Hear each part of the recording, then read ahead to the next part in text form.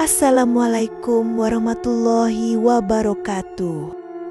Penonton dan pendengar setia kisah horor 24 yang ada di mana saja. Pada kesempatan hari ini ada kisah horor yang begitu menyeramkan, yang bikin bulu kuduk merinding.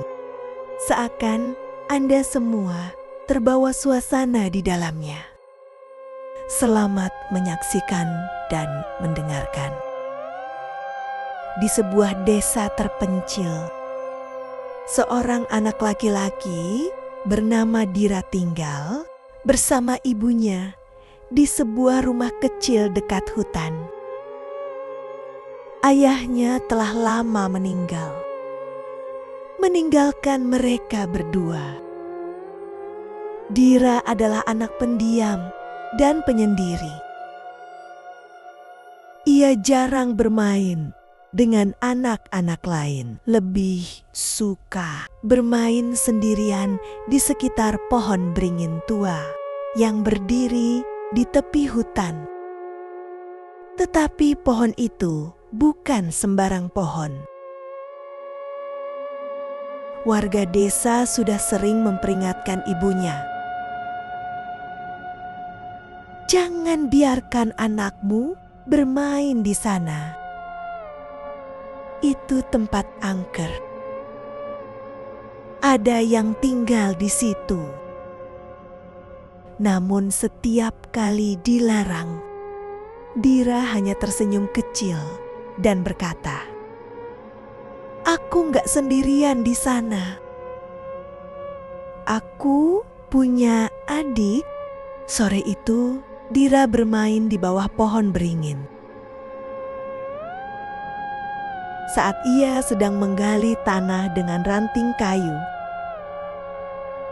tiba-tiba ia mendengar suara bisikan lirih dari balik akar besar yang mencuat dari tanah. "Main sama aku." Dira menoleh. Di balik akar pohon yang menjalar ke tanah, berdiri seorang anak perempuan dengan rambut panjang menutupi sebagian wajahnya. Bajunya lusuh, kakinya telanjang, dan kulitnya terlihat pucat kebiruan. "Kamu siapa?" tanya Dira. Anak itu tersenyum. "Aku, adik." "Tapi aku nggak punya adik," jawab Dira bingung.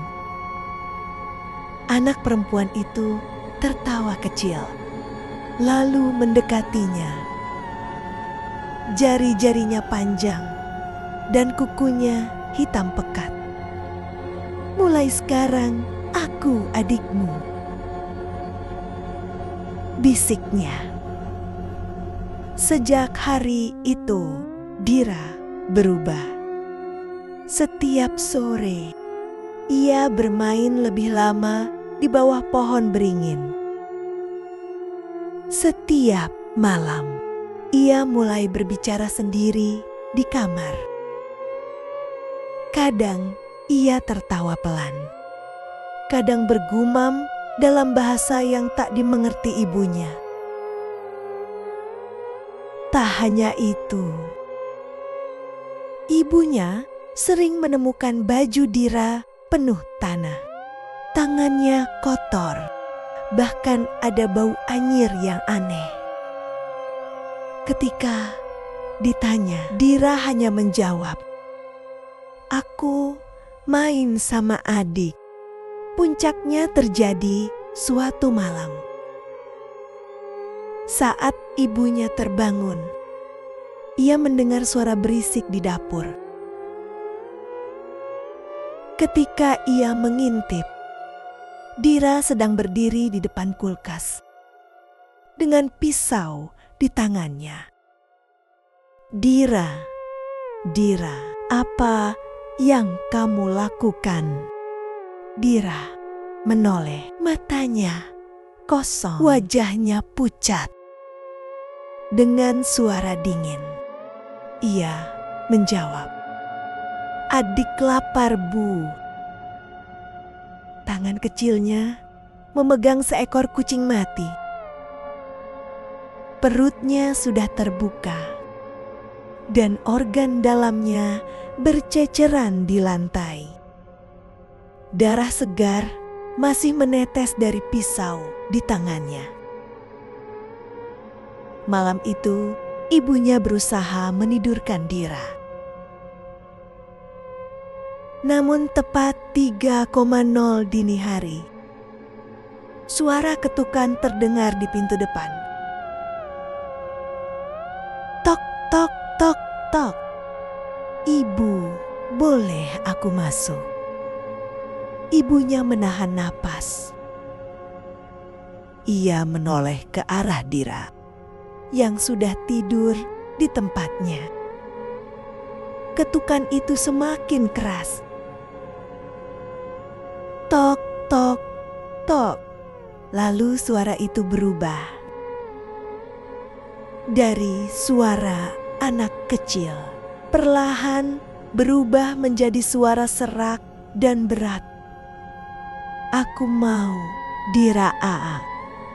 Saat itu juga, pintu depan terbanting sendiri dengan keras. Lampu rumah berkedip-kedip. Udara menjadi dingin dan suara tawa menggema dari dalam rumah. Tiba-tiba Dira terbangun. Namun ketika ibunya menoleh ke arahnya, wajah Dira berubah sangat pucat. Matanya hitam legam. Ia tersenyum lebar, memperlihatkan gigi-gigi hitam yang tajam. "Ibu kenapa nggak biarkan adik masuk?" Tiba-tiba Dira melompat ke atas. Ibunya menindihnya di tempat tidur. Tangannya mencengkeram leher ibunya, menekan keras. Ibunya berusaha berteriak, tetapi suara tawa melengking memenuhi kamar. Lalu dari sudut ruangan muncul anak perempuan itu. Kini wajahnya hancur separuh. Rahangnya menganga lebar dan belatung merayap keluar dari matanya. "Dira, milikku." Seketika lampu rumah padam. Dalam kegelapan terdengar suara jeritan panjang. Keesokan harinya, warga desa mendatangi rumah Dira karena tidak ada tanda-tanda kehidupan. Mereka mengetuk pintu. Tidak ada jawaban. Saat mereka masuk, mereka terpaku dalam ketakutan. Di ruang tamu, dindingnya penuh dengan coretan darah, bertuliskan, "Aku sudah pulang bersama adik." Di lantai, ada jejak kaki kecil yang berakhir di depan lemari. Ketika seorang warga memberanikan diri membuka lemari, itu mayat Ibu Dira ada di dalamnya. Tubuhnya membiru dan matanya membelalak. Lehernya hampir putus, seperti digigit oleh sesuatu. Namun, Dira tidak ada di rumah itu. Hanya ada sepotong kuku panjang hitam yang tertinggal di lantai. Sejak malam itu, rumah Dira dibiarkan kosong. Tidak ada yang berani mendekatinya. Namun setiap malam Jumat, warga sering mendengar suara tawa lirih dari dalam rumah itu. Terkadang, jika seseorang berjalan melewati pohon beringin tua, mereka akan melihat bayangan kecil berjongkok di bawahnya. Jika mereka mendekat, bayangan itu akan menoleh dan dengan suara serak dan bergetar, ia akan berkata, "Ibu, boleh aku masuk?" Terima kasih telah menonton video channel Kisah Horor 24.